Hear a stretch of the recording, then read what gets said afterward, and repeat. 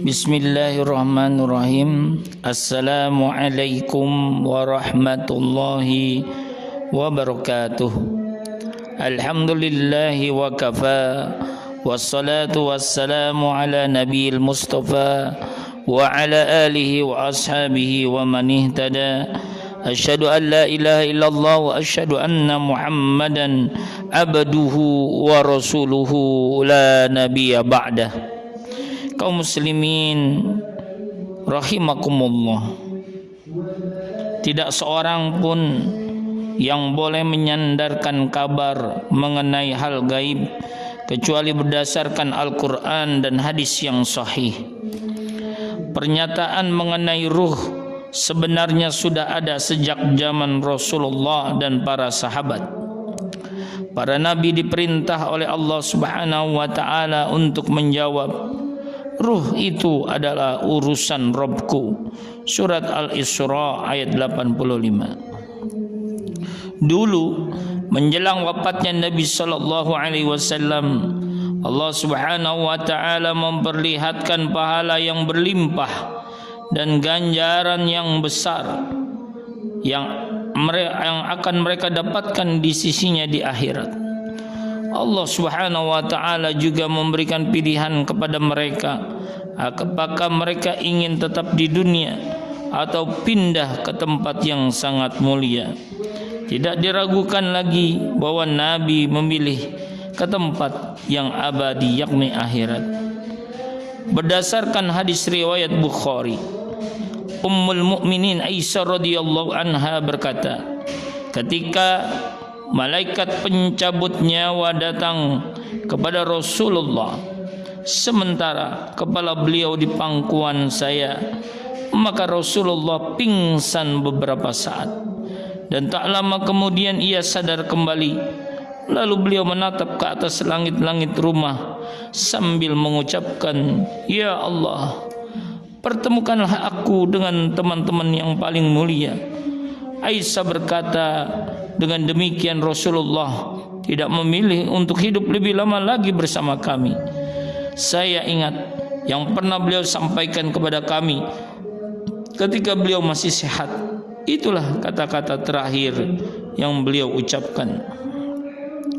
Setiap orang yang dicabut ruhnya oleh malaikat pencabut nyawa atau malaikat Israel, maka tidak ada sekejap mata pun ruh tersebut di genggamannya, melainkan ruh tersebut langsung dipegang oleh dua malaikat yang akan mengantarkannya ke langit.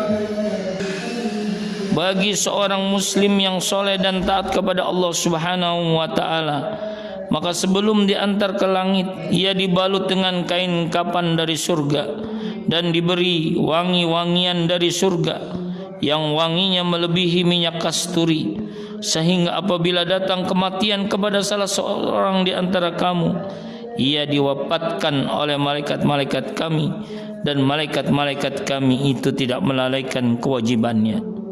Surat Al-An'am. Para malaikat penjaga pintu langit membuka pintu-pintu langit untuknya sambil berkata, "Ruh siapa yang wangi dan harum ini?" Malaikat pengantar ruh mengatakan, "Fulan bin Fulan," dengan nama terbaik yang diperolehnya di dunia. Para malaikat di langit dan bumi berdoa agar rahmat baginya dan agar ruh tersebut naik melalui Allah mereka. Lalu tiap malaikat di setiap langit turut mengantarkannya sampai langit ketujuh untuk bertemu dengan Allah Subhanahu wa taala. Para malaikat mengantarkannya sebagai bentuk kehormatan atau kemuliaan. Allah Subhanahu wa taala berfirman, "Tuliskan kitab hambaku di tempat yang tinggi, kembalikan dia ke bumi, karena aku menciptakannya dari bumi, mengembalikannya ke bumi, dan mengeluarkannya dari bumi sekali saja." Lalu roh orang soleh itu kembali ke jasadnya. Dua malaikat datang dan duduk bersama seraya bertanya, "Siapa Tuhanmu? Apa agamamu? Siapa laki-laki yang diutus kepadamu? Dari mana kamu mengetahui hal ini?" Karena kondisi orang soleh, maka ia dengan lancar menjawab pertanyaan-pertanyaan dari malaikat. Adapun ruh yang buruk dari hamba yang tidak soleh. Setelah dicabut ruhnya, lalu ia dibalut dengan kain kapan dan diberi wewangian dari neraka, sehingga keluar darinya bau yang sangat busuk dan sangat tidak disukai malaikat. Para malaikat yang di langit melaknatnya ketika ia dicabut. Pintu-pintu langit ditutup, tidak dibuka untuknya. Setiap malaikat berdoa agar ruhnya tidak naik ke arah mereka. Malaikat dan ruh tadi melewati sekelompok malaikat yang bertanya, "Ruh siapa yang sangat bau busuk ini?" Malaikat pembawa ruh menjawab, "Fulan bin Fulan," dengan nama terburuk yang digunakan di dunia. Malaikat penjaga pintu tetap tidak membukakan pintu langit. Allah Subhanahu wa taala berfirman, "Sesungguhnya orang-orang yang mendustakan ayat-ayat kami dan menyombongkan dirinya dan menyombongkan diri terhadapnya, sekali-kali tidak akan dibukakan bagi mereka pintu-pintu langit, dan tidak pula mereka masuk surga hingga onta masuk ke lubang jarum." Surat Al-A'raf ayat 40. Tentunya orang kafir tidak dapat masuk surga. Ini bahaya kekufuran, kesyirikan. Allah Subhanahu wa taala menyuruh malaikat untuk mengembalikannya ke bumi.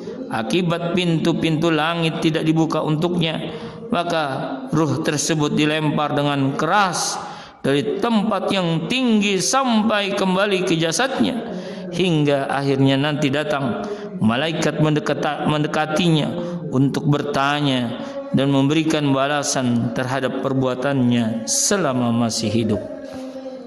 Aqulu qouli hadza wa astaghfirullah li wa lakum. Assalamualaikum warahmatullahi wabarakatuh.